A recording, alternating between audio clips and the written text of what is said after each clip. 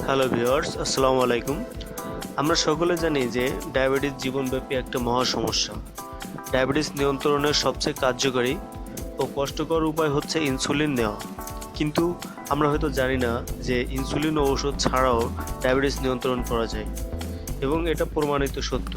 আর diabetes নিয়ন্ত্রণের সেই মহা ঔষধ হচ্ছে আম পাতার চা, যা আপনি কোনো চায়ের দোকানে পাবেন না। সুতরাং বাড়িতে তৈরি করা ছাড়া আর কোনো উপায় নেই।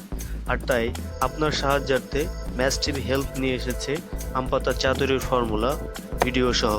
তো চলুন জেনে নেই আম পাতার চা তৈরির ফর্মুলা।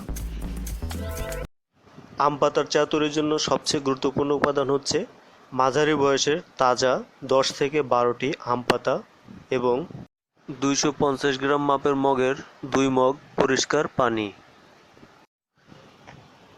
এবার একটি পাতিলে 2 মগ পানি নিয়ে সেটিকে 5 মিনিট ধরে ফোটাতে হবে। পাতা ধোয়ার জন্য একটা পরিষ্কার বাটিতে পরিষ্কার পানি নিলাম। ভালোভাবে ধোয়ার স্বার্থে পাতাগুলো 2 টুকরো করে নিলাম। এবার পাতাগুলো খুবই সতর্কতার সাথে ধুতে হবে, যেন দৃশ্যমান কোনো ময়লা পাতায় না লেগে থাকে।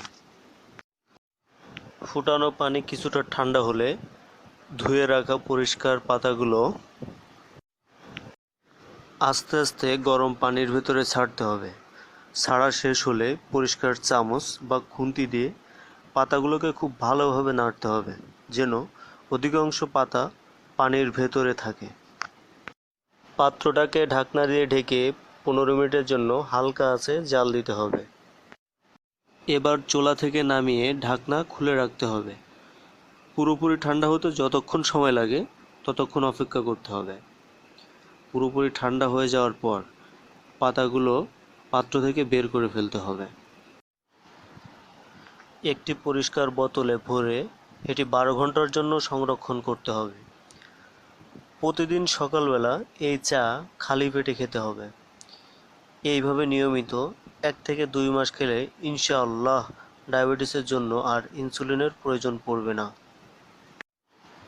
আগামী পর্বে আমরা আরও গুরুত্বপূর্ণ কোনো বিষয় নিয়ে হাজির হব। ততক্ষণ পর্যন্ত ভালো থাকবেন, সুস্থ থাকবেন।